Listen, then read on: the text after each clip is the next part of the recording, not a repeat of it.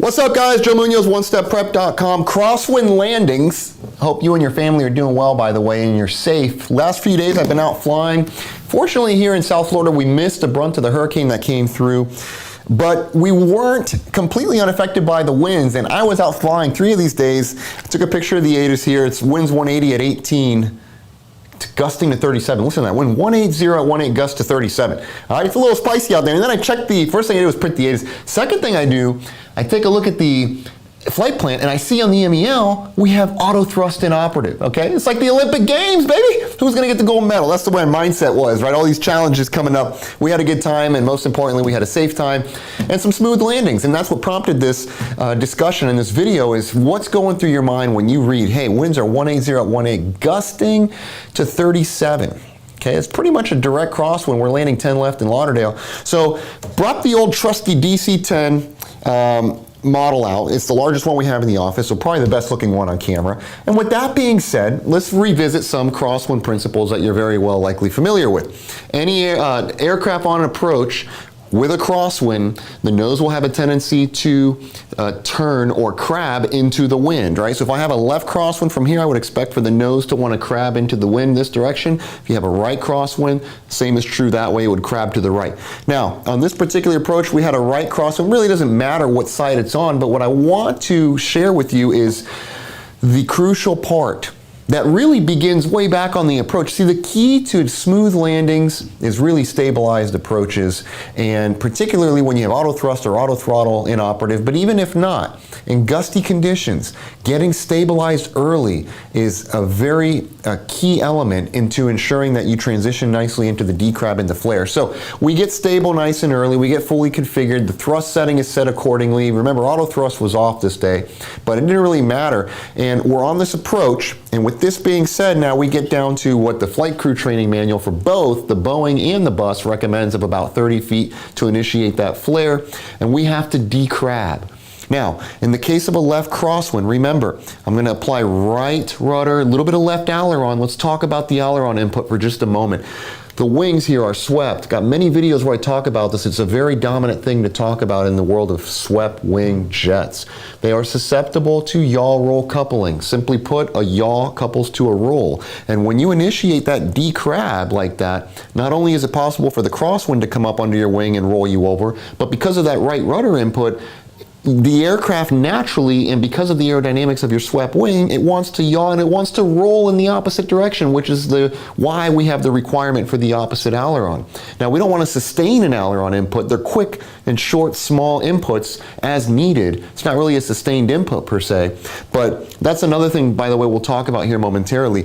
But as we decrab, remember, you're going to need that opposite aileron. Now, it's always easier, usually in my experience, not only myself flying, but also watching students in the sim and flying, is that I see that generally speaking, crosswinds are easier for students when they are applying the rudder input and the side of their dominant side.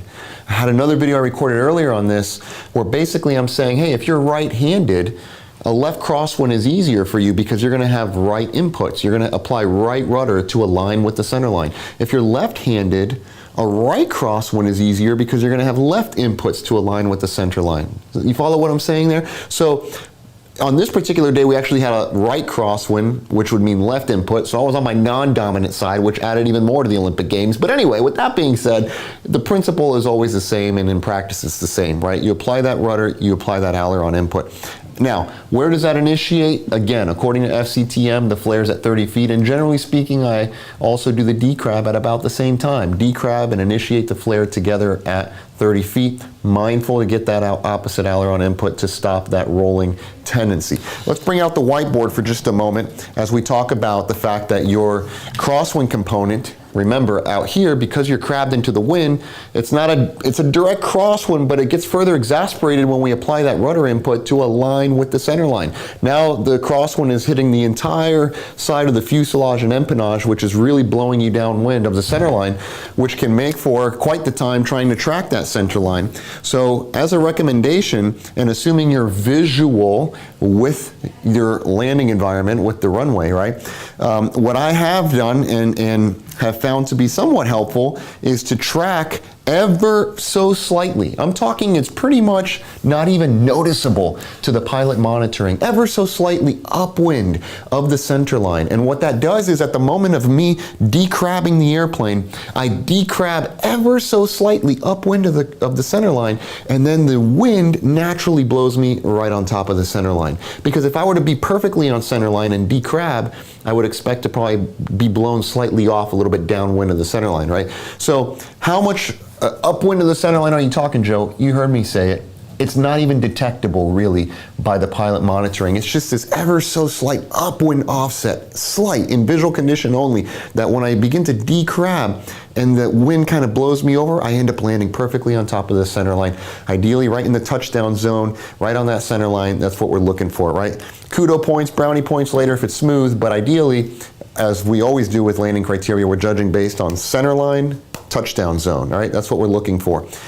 As we roll out, remember the spoilers are going to pop up. When the spoilers pop up, there is a little bit of a tendency for the nose to want to pop off the runway, and that's especially true when you've got these heavy crosswind component like this. So it's even more important for you to fly the nose wheel down to the runway and not allow it. You'll find that you'll touch on the mains, those spoilers pop up, and then the nose wants to pop back up on you just because aerodynamically what's happening with spoiler extension and also crosswind component, that tends to be something to be wary of. So fly the nose down, don't allow that to pop up, fly it down to the runway, and then obviously now as we begin to decelerate, generally speaking, the directional control becomes a little bit easier because there's ultimately less of this crabbing effect or weather vaning effect on the ground, if you will, once we land that aircraft, right? So hopefully this finds you well, you're safe, and this video made sense. As always, you know where to find us, onestepprep.com. By the way, you're looking for an FAA ATP type rating, A320-73, however we can help you.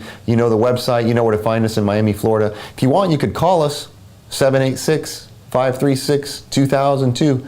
We'll be right here waiting for you, all right? Look forward to it. We'll see you here.